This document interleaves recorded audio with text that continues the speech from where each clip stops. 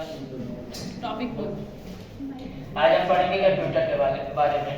Computer एक electronic device है जो हमसे इनपुट डाटा को लेता है, उस पर प्रोसेस करता है और जो भी हम उसको इनपुट देते हैं, जो हमको चाहिए होता है, उस पर वो प्रोसेस करके हमको आउटपुट डिवाइस की सहायता से आउटपुट उनको प्रदान कर देता है। कंप्यूटर में तीन चीज होता है।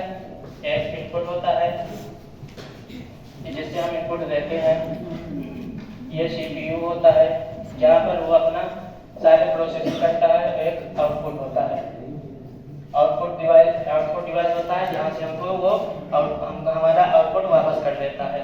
तो उसके बाद अकॉर्डिंग टू ऑपरेशन के आधार पर कंप्यूटर तीन प्रकार के होते हैं। एक एनालॉग कंप्यूटर, एक डिजिटल कंप्यूटर, एक हाइब्रिड कंप्यूटर। तो पहला है एनालॉग कंप्यूटर।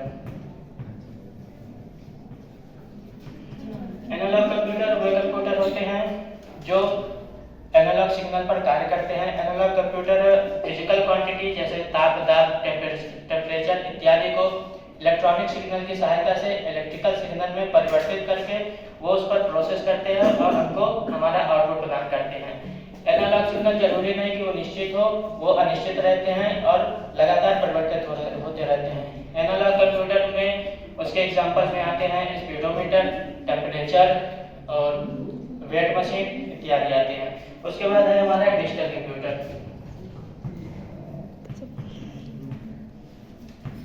डिजिटल कंप्यूटर वे कंप्यूटर होते हैं जो हमसे इनपुट लेते हैं लेकिन उसको अपनी भाषा में, मतलब उनको हमारी भाषा हाई लेवल लैंग्वेज समझ में नहीं आती है, तो वो हाई लेवल लैंग्वेज को लो लेवल लैंग्वेज में परिवर्तित करते हैं।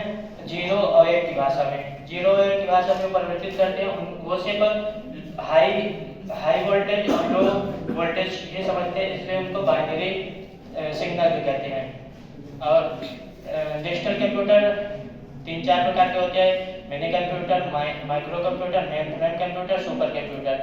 हम डिजिटल कंप्यूटर के ब्लॉक डायग्राम से डिजिटल कंप्यूटर को अच्छी तरीके से समझ सकते हैं।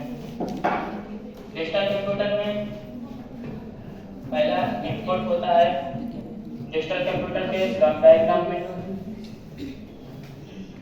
यह डिजिटल कंप्यूटर का सीपीयू होता है, कंट्रोल प्रोसेसिंग यूनिट। इसमें कंट्रोल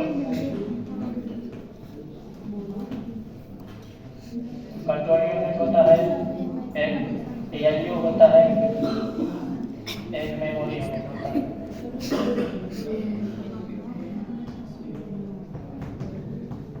तुमको कौन सा मिला?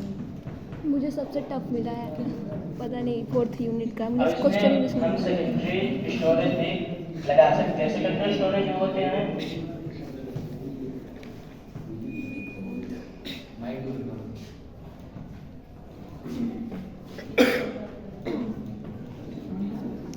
ये डिजिटल कंप्यूटर का ब्लॉक डायग्राम है, जिससे हम डिजिटल कंप्यूटर के बारे में अच्छे से समझ सकते हैं।